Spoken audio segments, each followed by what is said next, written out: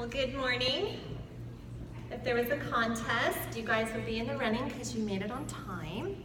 So thank you. It's exactly 10 o'clock, so we are going to start. We want to set a precedent that we want to start on time as much as possible for everything that we do here. Welcome to Pacific Coast Learning Center and welcome to the new school year. We're super excited to be starting things with all of you. I'm going to start by introducing our staff. First, I'm Nancy Kaser, and I run the Rittenberg Door, and I teach literature and history here. I'm going to have Miss Jill Wilcox stand up, and you guys know Miss Jill. She runs Science to You, and together Jill and I run Pacific Coast Learning Center. So we're partners together in this endeavor here. So if you have concerns or questions, criticism can go to Jill, and all the praise and adoration can go to me. So each of us are separate vendors here. So the way that our Learning Center works is that we're an umbrella of different vendors that have come together, coordinated our schedules to provide kind of a one-stop learning center for the homeschooling community. So there are several different vendors here. We have Rebecca Starbeck with Fire Communications. She has had a horrible summer of knee injury and stuff, so she's on crutches. So we had her go up the elevator, and so she's gonna stay up there and meet you up in her room. So she does speech and debate here. We also have Seth Kaser with SK Music. He's upstairs at his table right now getting things set up there. Wendy Chapman teaches chemistry, and she forgot her laptop, so she ran home. Oh, she's here! Yay! Wendy ran home super fast and made it on time. She's amazing. And so Wendy teaches high school chemistry, and she also teaches our elementary science program here. We have Janine Bishop, and Janine teaches elementary literature, the Lit for Littles and ABCs of Lit. Mr. Brian Payne, he teaches economics. He'll be here on Thursday. Also, Sarah Vincent teaches Spanish. She's here on Thursdays as well. We have Miss Katie Faith, who's running back there because she's an amazing assistant and does all of the craziness. Everything creative around here is because Katie works for us.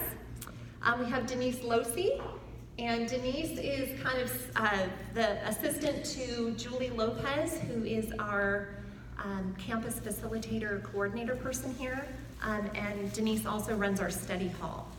So we're also in connection with M&M Surf School, which teaches surf lessons down in Seal Beach every day of the week, and that's a fantastic program, and Michael has a table upstairs too if you want to talk to him about that.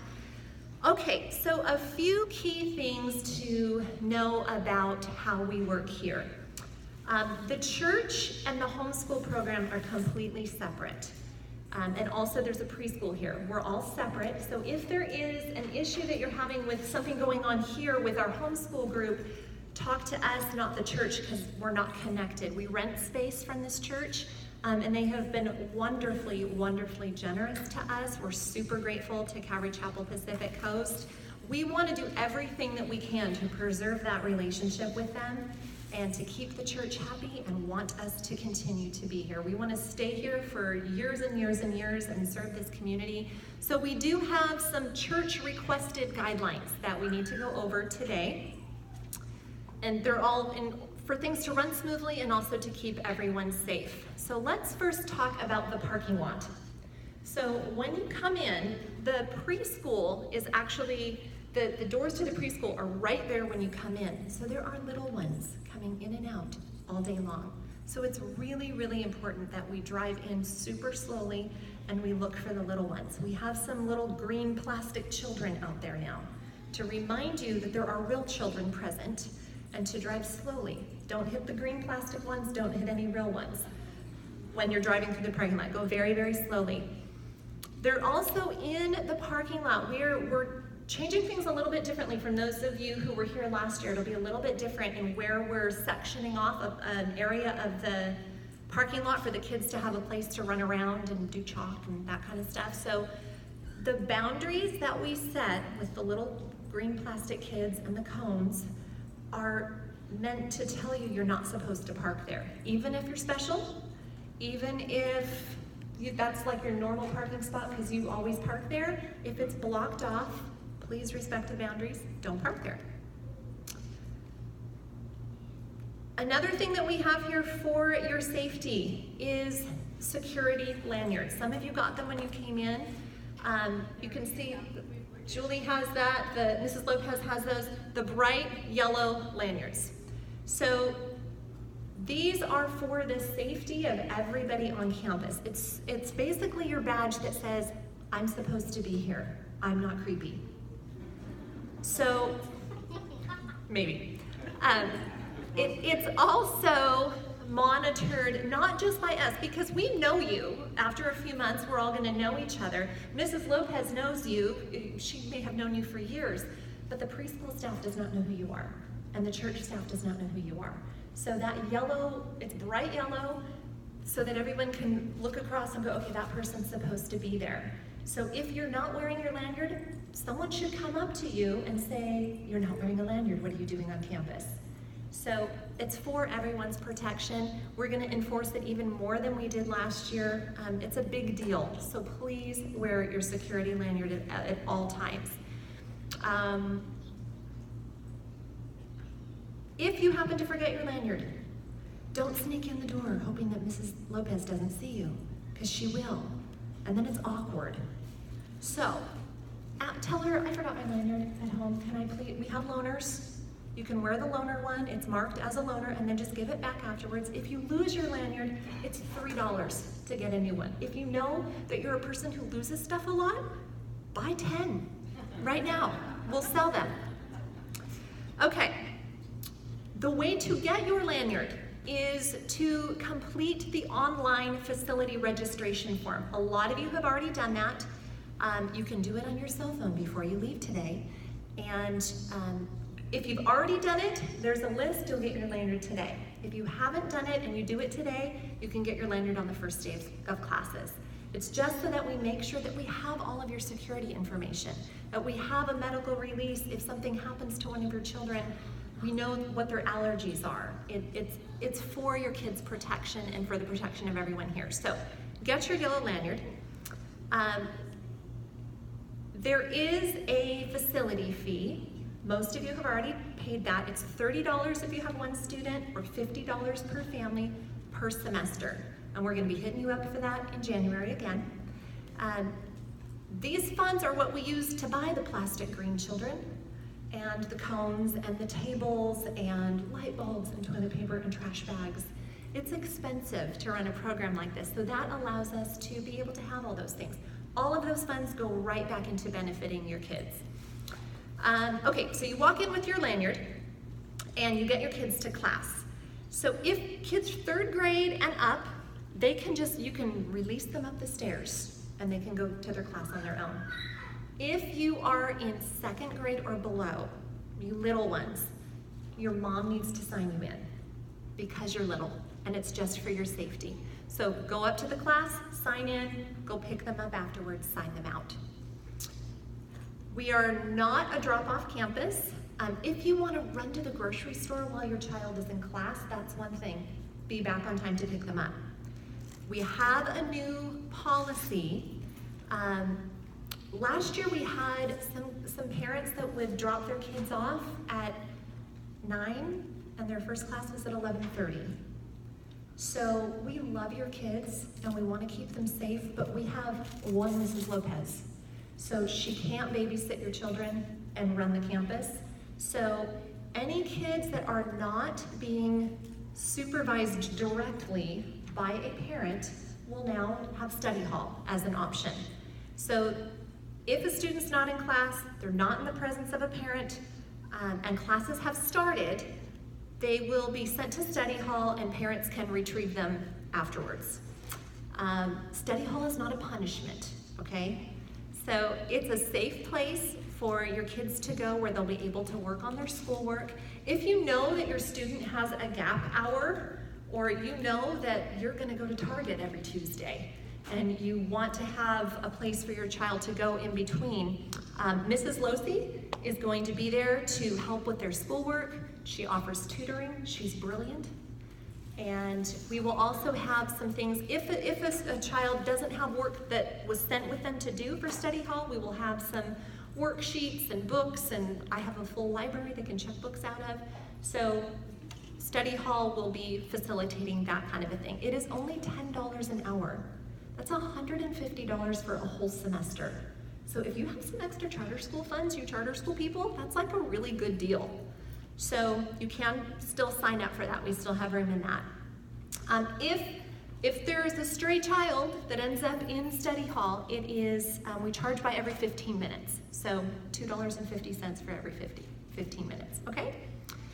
Okay, we have a playground area. We are super blessed to have a playground area.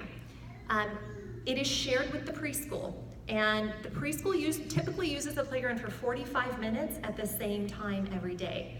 So the rule is, if the preschoolers are on the playground, we're not. And that's for their safety and for ours. So we will shut the gate and there'll be a sign up that says, can't go on the playground right now. But as soon as the gate's open, then you're allowed access to the playground with a parent. Junior hires, I'm sorry, the playground is not for you. 5th grade and below, you can use the playground. Junior hires, you'll have to find something else to do. We have that other roped off section for you. Okay. It is church policy that there can be no skateboards, no scooters, no skates, or any other type of wheeled entertainment in the parking lot at any time. If you are caught with one of those devices, if you're caught flipping stuff on your skateboard in the parking lot, Mrs. Lopez will take your skateboard, and then your mom has to come pick it up from her. So just don't bring them. Don't bring anything with wheels. It's for safety. Okay, bathroom passes. Oh, I didn't bring one, but we have some special bathroom passes for you now. It's a toilet seat for each classroom. Because here's the deal, you guys. We give you between 30 minutes and 15 minutes in between every class. That is plenty of time to go potty. But I know you want to hang out with your friends. And so what happens is you get to class and I have to, Mrs. Kaser, can I go to the bathroom? And then I only get you for 90 minutes or 60 minutes. And then you rob me of that time to go take care of business. So if you have to go, you have to go, I get it. But you have to lug down this big toilet seat down too. And every teacher has one, okay? So there is also a dress code on our campus, so pay attention to this. Remember, we're at a church, there's certain levels of modesty expected here. Nothing offensive or vulgar may be worn on campus. If you have a t-shirt that says English teachers are morons, you can't wear it, that'll hurt my feelings, okay? You can't wear anything offensive or vulgar. That goes for boys or girls. We also, this year, are incorporating a no tank tops rule. Mostly it applies to the older kids, but we're just gonna get you started on, if it doesn't have sleeves, don't wear it on Tuesdays and Thursdays. And that goes for boys as well. No tank tops. Ladies, keep your necklines modest. And no tiny crop tops or tube tops. Wear those on off-school days if that's your thing. Shorts and skirts and dresses must be mid-thigh, which I know that's like crazy out of style right now. So, find something else that isn't style. If you look in the mirror and you think, is this gonna violate the dress code? Just change. If you have to wonder, just change. The good news is you only have to come here one day a week. And so that's when you can follow that dress code. And don't test us in this, because now we have like shirts of shame. Not really, they're big black t-shirts that if you violate the dress code, Mrs. Lopez will come up to you and say, you need to wear this till the end of the day, make sure to give it back to me. And she'll be very sweet about it, because she always is, but those are the rules, and we will enforce them. Okay. Now it should go without saying, but I'm going to say it anyway, that this is a drug, smoke, vape, and alcohol-free campus. Bring any of that and you will be expelled.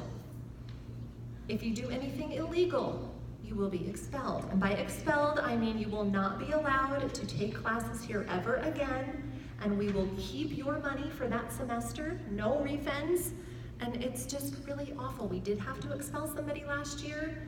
We will enforce our rules, and it was really awful, so please don't ever make us do that again. So follow the rules. Finally, as we were filling out those forms, there are several students on our campus with severe peanut allergies. So we're requesting that you keep that in mind as you're packing lunches. Imagine if that was your kid and it could potentially be life-threatening to have your child come to campus. So keep that in mind as you're packing those lunches, okay? Okay, so that's enough of the rules, because they're necessary, but they're not what makes our program what it is. So we are really excited about developing a community here. And if you look around, this is your community. These are your people. And we really want this to be a place for you to make those connections. And moms, I'm talking to you as well as the kids. Go hang out on those picnic benches and reach out to people. Don't be waiting around and wishing, oh, it's March now, and now I've talked to that lady so many times, it's awkward if I ask her to go to coffee. Make those connections. We really need each other as homeschool moms. And kids, your moms come to me, all of them, saying, my kid's having trouble making friends. And it feels like everyone else is friends with everyone else, and everyone else is on the outside.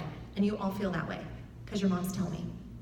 So, be those initiators. Be the one to reach out and make friends. Invite people over, do stuff outside of school. And don't wait until the end of the year and wish that you would have done it sooner. Okay, we will be having a few community building events. We will have a holiday boutique in November. Mrs. Chapman is going to coordinate that for those of you crafty people that make stuff. I'm not one of you, but I will buy your stuff. We will have a venue for that coming up. We'll send out some details on that. We do have a winter formal dance for the older kids. It's like the clean but cool homeschool formal. We are talking about having a newspaper, so budding journalists can come and talk to me about that.